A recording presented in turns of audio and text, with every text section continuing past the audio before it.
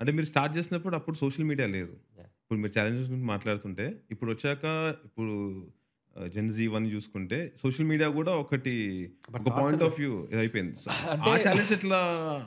అంటే social media ఇప్పుడు 2 రకాలుగా విడిపోయింది. హ్మ్. అంటే ఒకటని లేదు. సోషల్ మీడియా అనేది it's like everybody have their own opinion. హ్మ్. టూ జడ్జ్‌మెంటల్, హ్మ్. టూ క్రిటిసైజింగ్, టూ అప్రిషియేషన్ హ్మ్. అది ఉంది. హ్మ్.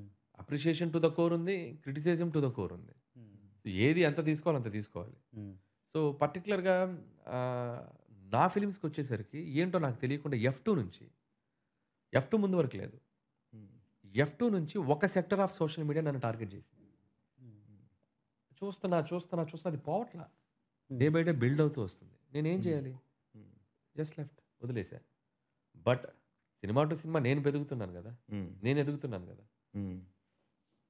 సో, అది అనలైజ్ చేసి చూస్తే ఎక్కడో వాళ్ళ టేస్ట్ ఆఫ్ ద ఫిల్మ్ నేను చేయట్లా.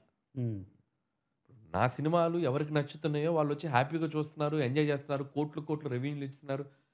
ఇప్పుడు ఎఫ్2 అనేది 150 క్రోర్స్ కలెక్ట్ చేసింది film. It's not a joke. Yeah. This is pre-pandemic, I think, right? Yeah!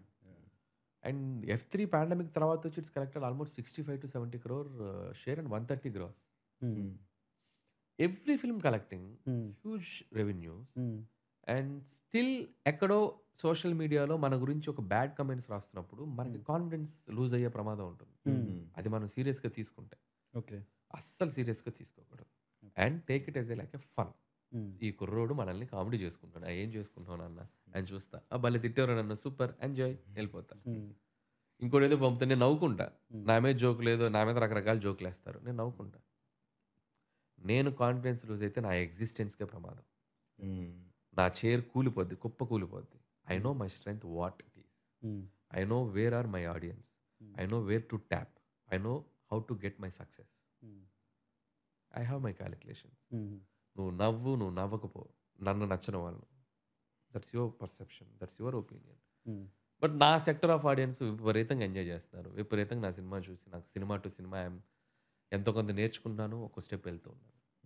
So అవేంటంటే ఆ టీజింగ్ నా ఒక్కడికే ఉండదు. మీరు గమనిస్తే అందరికి మార్టిన్ స్కార్సెజీకి కూడా ఉంటుంది, అది టారెంటినోకి కూడా ఉంటుంది. దట్స్ వాట్ ఐఎమ్ నేను అనుకుంది ఏంటంటే ప్రపంచంలో నిన్ను ఒక్కనే తిడుతున్నారనుకో నువ్వు ఫీల్ అవ్వాలి. ప్రపంచం అంతా తిట్టుకుంటున్నప్పుడు నువ్వెందుకు ఫీల్ అవ్వాలి? Like it's not personal after a point. అది ఇప్పుడు నన్నే కాదు అండ్ సో కాల్డ్ స్టార్స్ ఉన్నారు, పాన్ ఇండియన్ స్టార్స్, మన అందరు స్టార్స్ ఒకళ్ళ ఫ్యాన్స్ ఒకళ్ళ కమెంట్స్ చూడండి అవును. సోషల్ నెట్వర్క్ ఎంత ఘోరంగా మాట్లాడుకుంటారో నాకు బాధేస్తుంది. అందరూ మన హీరోలే కదా, హ్మ్. అందరూ మన స్టార్సే కదా, వీళ్ళు ఒకళ్ళ మీద ఒకరికి వార్స్ జరిగేటప్పుడు చూడాలి. వీళ్ళు క్రియేట్ చేసే మీమ్స్, వీళ్ళు క్రియేట్ చేసే క్రియేటివిటీ అంతా బయటకొస్తది. అవితో పోలిస్తే నావి అసలు జుజుబి ఎక్కడో 0.1%.